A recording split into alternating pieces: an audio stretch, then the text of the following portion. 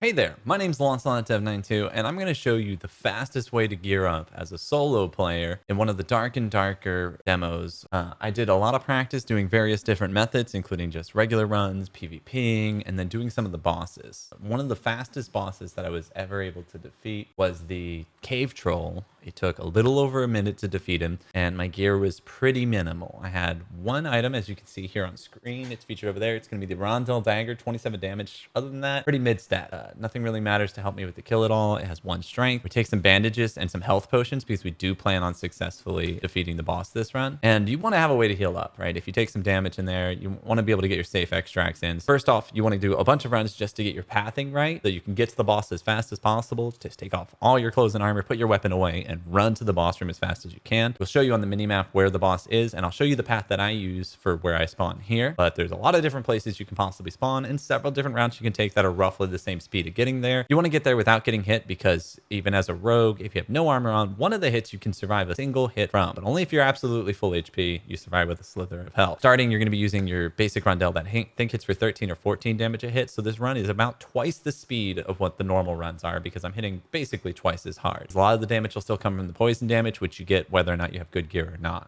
That's pretty much it for what we're taking here. This run in total is going to time in at 1 minute 17 seconds, which gives you plenty of time for regular looting, plenty of time for extracting, plenty of time for PvP, plenty of time for whatever you want to do. But if you're going in there completely naked, which is what I do with most of my runs, basic dagger, no gloves, no boots, no anything, right? Your runs are probably going to take roughly 2 minutes and 30 seconds to about 3 minutes with this strategy, which is still crazy fast. First things first, we're going to go over the skills and abilities you need to take as a rogue to be fighting the troll boss. You will unlock 4 different passive skills that you can use, and 2 different abilities you can use over the course of leveling up your rogue. You automatically have 2 abilities and 1 skill, but you're going to unlock 3 more. The first one is always taken as poison blades. It's going to cause you to do 4 poison damage over 5 seconds, but it stacks up to 5 times. So in total, it'll allow you to do 5 damage every second, which is a huge boost to your overall damage. It's bleeding the troll even if you have to dodge. If you're not looking, it's just a constant 5-second HP tick. The troll has a lot of HP regeneration, but having constant bleed damage on him is going to be super important. The next skill we're going to take is going to be creep, right? This is mostly for just helping you with extractions. It makes you 5% faster when you're crouching. It also makes you substantially quieter when you're crouching or when you're stealth walking, which is when you're standing all the way up, but you're holding shift to walk slow.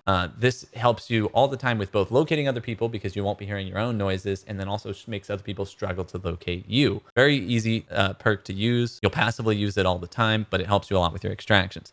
The next one you're going to take is stealth. This one I would probably say is the second skill I would recommend getting, maybe the third, but what it does is it allows you to take 10 steps while you're invisible using your hide skill, which is the one we're taking on the far side. I recommend always taking hide. It's invaluable as a rogue for when you're trying to extract. It gives you advantages in PvP.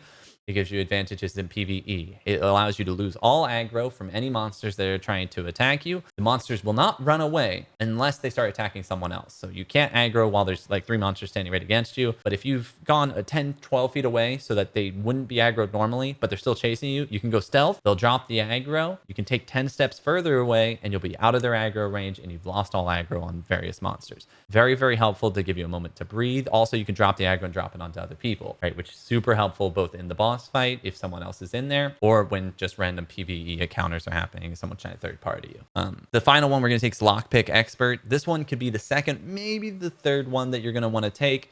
It allows you to have infinite lockpicks without carrying any lockpicks. This is very helpful for when you're a noob at lockpicking game and you just need to see how it works, right? Because it's very fast paced. It's the Dead by Daylight little ring style mini game where it's going to swing around and you have to press the spacebar at the right time in order to lockpick the chests successfully. The chest after the troll boss will almost always be locked. I think it's something like 60% of the time. A little more often than not, it's going to be locked. And that's about a third of the loot that you can get from fighting the troll. So you can increase your loot overall by about 30% if you take this lockpick skill, or if you carry a lockpick with you, but those are one-time uses if you break them. So the lockpick skill is definitely really helpful. I would only ever recommend not taking this skill if you're bringing lockpicks yourself and you're going to pick the lock. Otherwise, I think it pays for itself in that slot. If you are deciding to avoid any of these 3 skills, which are totally optional, right? I recommend them for your extract ability, but if you're having no trouble PvPing and extracting and stuff, and you're just like, I just want to kill the troll faster, it's too slow, even though this method is insane insanely fast. 3 minutes with no gear. You can take the Dagger Expert skill. That's going to increase your damage by 5%, right? That's going to increase the Cave Troll kill by, a handful of seconds each time. It'll probably lower the amount of stabs you have to do by roughly 10, right? So you're going to save a good like 10, 15 seconds there by doing 5% more damage. The other skills are decent. You can test around and mix them up, but this is definitely my favorite combination of skills. You can get rid of Hide to do the pinpoint stab, which does bonus damage and lowers their armor, which would speed up your Cave Troll kills a little bit. But then you're going to have no utility when trying to leave the Cave Troll fights, which I have personally found to be a nightmare. It lowers the amount of times that I extract successfully substantially. And since I can kill the Cave Troll almost 100% of the time using this strategy, unless I mess up or get PvP'd or griefed while fighting him, then I find it not useful to have that, extra 10 seconds cut off the Cave Troll kill. But you do want to still take Rupture. It's a great skill, especially when you have base level gear. It does a flat 20 damage, bleed damage over time, which is pretty substantial when your dagger only stabs for 14 damage base level. So it's like you're getting an extra stab and a half in for free. And even if you stab like a leg or an arm, right, which is also half damage, so your dagger would only do like 7 damage, it still does the full 20 bleed damage over time. So Rupture is a very good skill. It's only on an 18-second cooldown compared to like Pinpoint, which on like a 40-second cooldown. You can use it twice as often to do a very substantial amount of damage. Helps with both PvP and PvE. You want to make sure that skill is always on. If you're not actively stabbing, you need to be applying it to your dagger during the troll fight. We're going to go in here. The first thing we're going to do is make sure that we're not wearing any head, chest, or pants. They provide very minimal damage if you're not wearing good stats on them. They're also too expensive to really risk for these cave troll runs. You do want to take gloves or boots if you have them, cheap ones, once you get confident in these runs. You just keep your weapon away and you book it straight here. If you spawn, this is roughly in the lower middle of the map where we're spawning here, which is only one doorway away. You run straight down this hallway, you cut across this room. If you're in the Skeleton Champion room, you want to be on the left side on the map. Right there is the stairwell. There's the big room to the left. That's the leftmost side room. You can come in the top right corner, the northeastern corner, to get to the cave troll room if you can find that. So if I walk up to him here and he turns and does the roar attack, it shouldn't happen very often, almost never. Sometimes it happens when you first enter the room, like it happens right now. You go into the room, close the door, you walk up to the troll. Sometimes he just roars at you. You can get one quick swipe and then just start walking away. Right now I'll be at the mid range. He'll do the swipe, right? If you're too far away when he does the roar, he'll run across the room, he'll get too close to you, and he'll kill you. So you want to be kind of close to him. You can immediately start walking away, though, or you can sit into the middle ground. The main point is that when he starts his actual swing attack, which he does right after the roar, you want to be right about here where I am now. Right, we're roughly 10 feet away from him. He's going to queue up his swing attack because I'm close enough for him to hit, but I'm going to keep walking away, and I get just out of his range. I jump too because I'm nervous, but that's how you dodge the roar attack. But he walks up. This is what his normal attack looks like, not his huge step. So he's going to do a nice little overhand swing there. I duck under it. Now this goes into his normal combo. Another overhand, stab, stab. He's going the other way, stab, stab. This is the big one, the big step. You see his giant wind up? You 100% need to duck for these. You duck right into that foot there. Boom. He's going to miss it. That's a good time to queue up your Q, right? Which is what we're using for bonus damage. It's the bleed damage skill. It does 20 damage. If you have the base level weapon, it's almost always worth it because your stabs to the legs are only going to be doing about 7 or 8 damage each stab.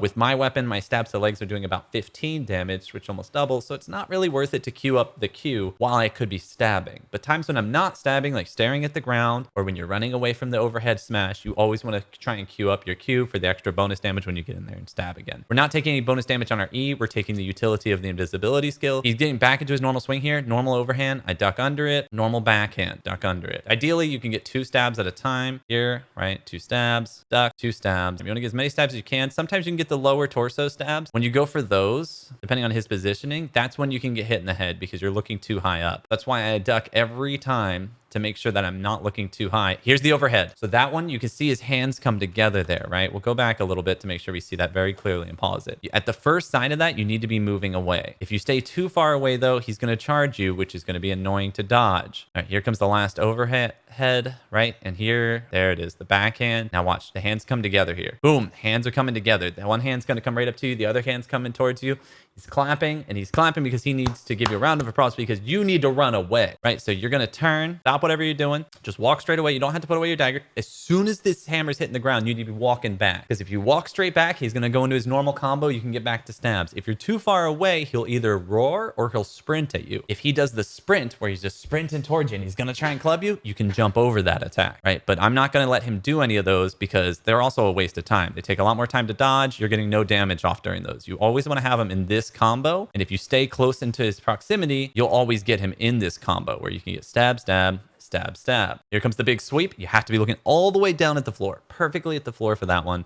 Back to stabby stabbies. This is pretty much the entire fight here. If you do it right, it's just stabby stabbies, duck, stabby stabby, duck. Hands come together, you back up. Otherwise, you never back up, right? It's that simple. You don't have to do any of the ducks. If you're facing low enough, right? I go for stomach stabs to try and speed it up because you know, oh, there's the two hands coming together again. We're running back, gone. See how I turn around a little bit early there? It's a little bit greedy to turn around, but I want to make sure that I'm close enough, right? That's the attack you can survive one hit from, but it'll knock you back and he'll follow up with a roar or a charge because it knocks you all the way back. So even if you're not wearing any armor, you can survive the very tip of that hit if you're running away and you don't quite get out of range. But you're gonna have to do some special recovery dodges, right? Either jumping over his big sweep attack or avoiding his roar attack. We're looking at like less than a minute kills here if you manage to come in fully kitted, but I never recommend doing that unless you're getting like 3 or 4 cave troll kills without any fails. So boom, he's down. Easy. He only did 3 of the overhead smashes. He did none of the roars and none of the big sweeps because we kept the positioning just right. But what just happened? I finished the cave troll, and contrary to what I thought I was in this room alone wrecking the cave troll.